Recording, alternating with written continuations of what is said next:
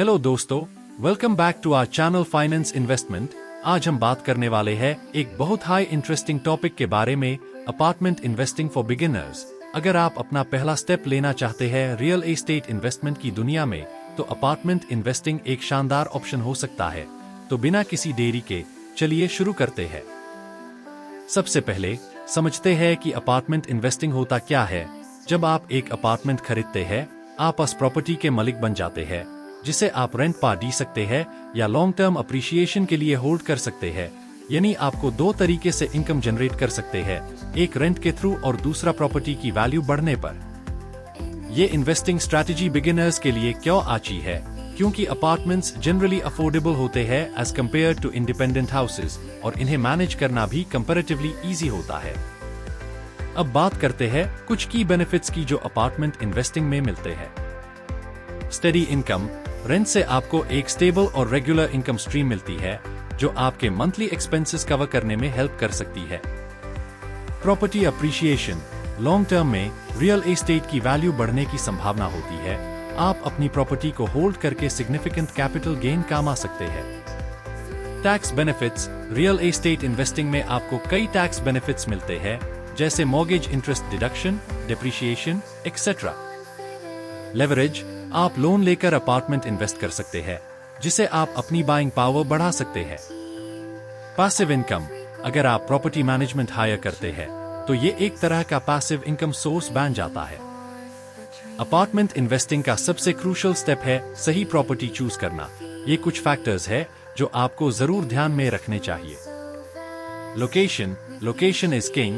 एक अच्छी लोकेशन वाली प्रॉपर्टी हमेशा ज्यादा डिमांड में होती है, जिसे आपको हायर रेंट और बेटर अप्रिशिएशन मिलेगी। चेक करें कि नियर बाय अमेनिटीज जैसे स्कूल्स, हॉस्पिटल्स, पब्लिक ट्रांसपोर्ट और शॉपिंग सेंटर्स एक्सेसिबल है या नहीं। Market research. मार्केट ट्रेंड्स को समझना बहुत जरूरी है। आपको पता होना चाहिए कि इस एरिया में रेंट का ट्रेंड क्या है, प्रॉपर्टी प्राइसेस कैसे फ्लक्चुएट हो रहे हैं और वेकेंसी रेट क्या है। बजट। अपना बजट क्लियर रखें। आपको प्रॉपर्टी कॉस्ट के अलावा मेंटेनेंस, प्रॉपर्टी टैक्स, इंश्योरेंस और अदर एक्सपेंसेस का भी एस्टिमेशन करना होगा। Property condition. एक इंस्पेक्शन करवाना ना भूले। ये इंश्योर करेगा कि प्रॉपर्टी स्ट्रक्चरली साउंड है और कोई मेजर रिपेयर वर्क पेंडिंग नहीं है। Developers reputation. अगर आप अंडर कंस्ट्रक्शन प्रॉपर्टी में इन्वेस्ट कर रहे हैं, तो बिल्डर की रेप्यूटेशन जरूर चेक करें। आजकल कई प्रोजेक्ट्स डिलेज का शिकार हो जाते हैं, जो आपके इन्वेस्टमेंट को रिस्क में डाल सकता है। आपको अपने इन्वेस्टमेंट को फाइनेंस करने के लिए डिफरेंट ऑप्शंस अवेलेबल होते हैं। Home loan. सबसे कॉमन ऑप्शन है होम लोन। आजकल इंटरेस्ट रेट्स रिलेटिवली लो है, तो ये बिगिनर्स के लिए एक वायबल ऑप्शन हो सकता है। लेकिन लोन लेने से पहले अपनी रीपेमेंट कैपेसिटी जरूर इवैल्यूएट कर लें। Personal savings. अगर आपके पास इनफ सेविंग्स है, तो आप डाउन पेमेंट के लिए उसे कर सकते हैं। ये आपकी EMI को सिग्निफिकेंटली रिड्यूस कर सकता है। पार्टनरशिप। अगर आपको सोलो इन्वेस्ट करने में हेजिटेशन हो रहा है, तो आप किसी ट्रस्टेड फ्रेंड या फैमिली मेंबर के साथ पार्टनरशिप में इन्वेस्ट कर सकते हैं। REITs, real estate investment trusts, ये ऑप्शन अनलॉग ऑन के लिए है, जो डायरेक्टली प्रॉपर्टी खरीदने के बजाय रियल एस्टेट मार्केट में इन्वेस्ट करना चाहते हैं।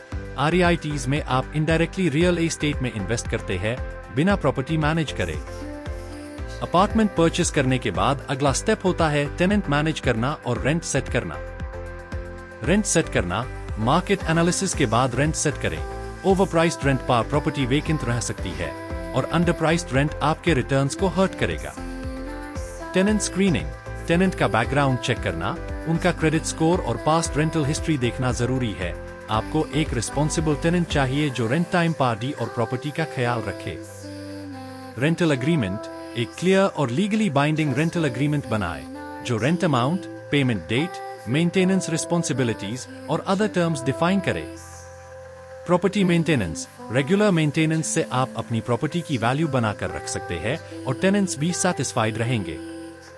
Property management service. अगर आपके पास टाइम नहीं है प्रॉपर्टी मैनेज करने का, तो आप प्रॉपर्टी मैनेजमेंट सर्विस हायर कर सकते हैं। ये सर्विसेज रेंट कलेक्ट करने, मेंटेनेंस मैनेज करने और टेनेंट्स से डील करने में मदद करती है। अपार्टमेंट इन्वेस्टिंग में फेड के साथ कुछ रिस्क्स और चैलेंजेस भी होते हैं, जो आपको ध्यान में रखने चाहिए। Vacancy risk. अगर आपकी प्रॉपर्टी वेकेंट रहती है तो आपको रेंट इनकम नहीं मिलेगी और EMI, मेंटेनेंस कॉस्ट एक्सेट्रा आपको खुद से बेयर करनी पड़ेगी। Market risk. Real estate market कभी कभी अनप्रिडिक्टेबल होता है। मार्केट डाउनटर्न्स में प्रॉपर्टी वैल्यूज और रेंट रेट्स दोनों गिर सकते हैं। Tenant issues. बैड टेनेंट्स आपके लिए हेडेक बन सकते हैं। लेट पेमेंट्स, प्रॉपर्टी डैमेज और लीगल डिस्प्यूट्स से बचने के लिए आपको केयरफुली टेनेंट स्क्रीनिंग करना होगा। Maintenance costs. प्रॉपर्टी मेंटेनेंस और repair costs time to time incur होती रहेंगी। आपको इसके लिए फाइनेंशियल प्लानिंग करनी होगी। Regulatory risks. Real estate regulations और tax laws time to time change होते हैं। आपको इनका अपडेटेड नॉलेज रखा जरूरी है। तो दोस्तों, ये था एक beginners guide to apartment investing. अगर आप सही रिसर्च करेंगे और केयरफुल प्लानिंग के साथ इन्वेस्ट करेंगे तो आप अपनी रियल एस्टेट इन्वेस्टमेंट से अच्छा रिटर्न जनरेट कर सकते हैं। रिमेंबर, रियल एस्टेट एक लॉन्ग टर्म गेम है। पेशेंस और परसिस्टेंस इज द की। अगर आपको ये वीडियो पसंद आया हो तो लाइक करें, शेयर करें और सब्सक्राइब करना ना भूलें। और हाँ, कमेंट सेक्शन में अपनी क्वेरीज जरूर पोस्ट करें। हम उन्हें आंसर करने की पूरी कोशिश करेंगे। मिलते हैं नेक्स्ट वीडियो में। तब तक के लिए हैप्पी इन्वेस्टिंग।